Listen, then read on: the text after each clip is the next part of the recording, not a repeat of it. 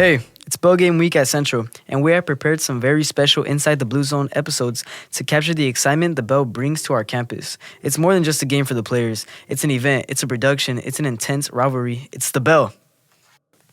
So inside the Blue Zone, we will bring you new episodes each day of this week, each featuring a broad range of students, more than just the players of the game. They will talk the game, the crowd, and predict outcomes. They will talk the whole Bell Game spirit and Spartan Pride. Today, we'll bring you varsity football players and ASB perspectives. Hi, I'm CJ Acosta. Hi, I'm Emiliano Morales. Hi, I'm Matthew Lisola. Hi, I'm Sasha Leos.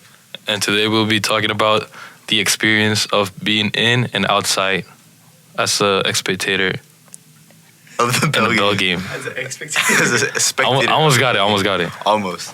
So we're here with 3 football players and an ASB member. So we have a pretty good understanding of the different perspectives leading up to the Bell game and in the Bell game. I would say as a player, it's definitely a big game. It's our biggest game. It's pretty exciting. And it's always good to try to either win the Bell back or Keep it. Keep it, yeah.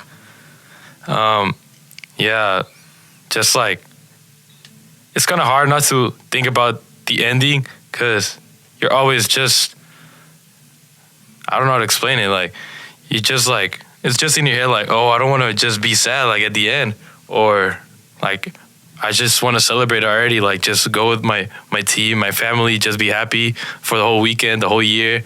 So, yeah, definitely it's a big game that puts a lot of emotion and like a lot of weight into you. No, yeah, there's definitely like a lot of emotions leading up to it, a lot of excitement. Like just from the community pep rally the night before and the Bell game jerseys and, you know, just everything leading up to it. But it's just like Emmy was saying, like it's hard not to think about like the outcome, like of like while you're in the game. Like if you're winning, it's hard to be like, oh, like I'm just ready to celebrate because there's still a game to finish, and like so it's just like about keeping your nerves while you're in it because it is a big game. There's what is it, like 2,000, more than 2,000 people there. Yeah, like we have to add like extra bleachers. Yeah. So like everyone can fit. Yeah. So yeah, I got a little question though. What do you guys think the jerseys are gonna be like, and what do you think the combination is gonna be like? The jersey and like blue or white pants. Like, what do you guys think? For it being Halloween and the theme being blackout, if I had to guess, it would be black jerseys with blue numbers and then blue pants. Okay, I've been hearing something like thoughts about other people. They feel like a red outline would be kind of cool. Me personally, I don't mess with that. I don't know what y'all think about it. Yeah, I don't really like red. No, yeah, I'm not messing with the red. I feel like it would look like the Bills. Yeah, I feel like if we're gonna go black, we'd have to just like keep it simple. Keep it like how do you call it? Like whenever you go like like neutral colors. Yeah. And just blue, you know. Yeah. But yeah, Sasha. So how does it feel to be like? How is it? How is it in ASB leading up to the Bell game? Like, what's like the excitement, like the Spirit Week and all that stuff? So, like, we understand how important the game is, and we take in consideration of you guys even having games before that. You guys even have a bye week before that.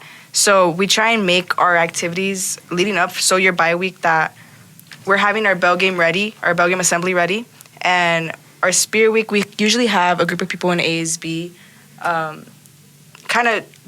not dictate that, but they kind of run of what kind of days we want. We try to make it simple so more people are able to participate and you see more like school spirit in the crowds. Okay. Especially for a Bell game, you try and make it like one theme, like blackout. You kind of see it more unanimously. Like you look into the crowd, you only see black. That's how we want it. And there's a lot of controversy with the theme not being Halloween costumes. Oh yeah. But I mean, it's honestly also for safety, because if something were bad to happen and we can't identify them because they're in a costume, that's... I get that. I kind of get that. But... I could just be like, oh no, Lord Farquaad's fainting. It low-key be funny, but I low-key get that though. Yeah. No, but we try and think of things ahead of time, so that's why we can't have Halloween costumes, because obviously we would love to have Halloween for the theme, but it's like we think ahead. And we've been thinking of Bell Game since honestly the beginning of the year, so we already have we know what works and we know what doesn't work, and unfortunately having something like costumes for that just won't work, especially for how much of a security risk it is already for having Bell Game and Brawley, and having that rivalry and having people already have conflicts with each other, especially with the different student sections. Yeah. All right, so I got a little question for Sasha. Yes. So you, since we're like 3 football players, you're the ASB member. What do you think is going to be the outcome? Like with Bell Game? From what you've seen, yeah. From what I've seen, I think we're getting the bell back, but I do think it'll be tough.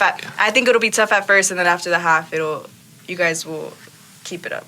Okay. Oh, yeah. Okay, I have a question for like everyone. Like a general question? Yeah. So obviously, like Bell Game's on Halloween. You know, we already know that, but there's been a lot of talk about like the attendance since it's Halloween. Like people like still have like their lives and like all this stuff about like the community not really like. Like be trick or treating with like their kids and stuff like that. So, what are your guys' thoughts on that? Like, do you think it'll still be the same attendance, like packed, or do you think it'll be a little bit like less? I feel like it would. You know, it's still like a big community game, like for everyone, like not just like Brawley and Central, but like Imperial. I don't know if they like obviously the players not, but most of the people in Imperial collects. Basically everyone, like if you're not doing anything, I'm pretty sure you're gonna be there. Yeah, it's always like the biggest game of the season, so it being Halloween, I don't think will really affect the outcome of how many people attend. I definitely think it being Halloween, there's probably gonna be more people, because I feel like a lot of people our age just don't really celebrate Halloween as much, especially people around schools. You definitely see a lot of Calexico and Imperial people here. Like, you're gonna get a lot more high schoolers coming over to Central to watch the game, and you don't really see that for Brawley because they're so far away, and Central's kind of in the middle of every school. It's kind of in the middle of everything, so it's easier for people to come to Central instead of going to Brawley. So I definitely do think there's gonna be a lot more people going to this Bell Game. Yeah. Yeah. Although the theme being blackout, do you guys think like someone's gonna pull up on a custom? I feel like yeah. Yeah. Oh, absolutely. It's bound to happen. Yeah. Do you guys think someone's gonna pull up in a Spartan custom? I look, you got parlay. I got over 1.5 Spartan. Spartans? A Spartan. Parlay, I have over 3 Batman costumes. Ooh, that's a good one. That's a good one. Definitely over 10. 10 Batman costumes? Definitely over 10. Okay. Wait, I look, you got over 2.5. Like I got a duel. Someone's gonna be a Spartan and someone's gonna be a Wildcat. No? Okay. I see someone being a Wildcat. So Sasha, like, how are you guys preparing like for like the assembly? Because I know last year there was kind of like a safety violation because like the football players kind of like hit like the pretend Wildcat really, really hard. So like, how are you guys preparing for that? Okay, so for this, the activity for you guys are gonna like beat Brawley. Sorry. Where you guys are gonna be Brawley is tug of war, and it's performative. It's not supposed to be so violent, I guess. Like, you guys aren't gonna actually be beating them. It's just tug of war. It's performative. So tug of war. Once they win, the other team has yellow wigs on, so you'll just snatch the wig, and I guess Brawley is supposed to run away, and like the Brawley side is supposed to run away. It is JV football, our JV football against varsity football. So we've already let them know that it's performative, so they're not supposed to tug as hard. And then we told them to run away because we don't want you guys getting all riled up and hurting them. So they're running away, and we're gonna make sure that you guys don't tackle them either. Yeah, no, we might have put someone on the varsity team that might do that, but it makes it fun. Okay. Well, Sasha, how long have you guys been preparing for the Bell Game? Like, La Policía. Like, how much time do you guys put into making like all the posters and stuff? for posters, we started doing that, gosh, like a month ago. That was generic posters, like generic posters you see around. Like we had a poster making party with ASB on a Saturday, and we were there from 8 to 2 p.m. And we were just making posters in the classroom. And then up until a few weeks ago, we started making posters that related to our student section. So especially Halloween. So we got like black posters and put white paint on them. And for the Bell Game Assembly, we've been planning that for over a month already. Damn. And everything that we're planning, it's not like we're planning every day, but it is something that we keep in mind. Once we're in ASB, it's like we have something to do, and it's usually always going to end up to being Bell Game. Just because we know how important it is. It's kind of what leads up to everything. So we do have games in the middle of the season. And we do like to highlight those too, but we kind of focus more on Bell Game. And we've been focusing on Bell Game since, I'd say, the middle of September or beginning of September. But yeah. Not gonna lie, I didn't think it was gonna be like that much of a preparation. But so guys, what are we like keeping in mind right now? Just remembering that last year, it wasn't the best score. We won it. So going into this week's week, how can I say, going into like Bell Game week, like how are you guys like preparing your mindset?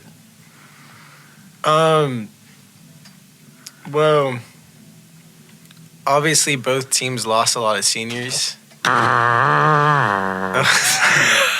So like it's like there's two completely new teams out there now.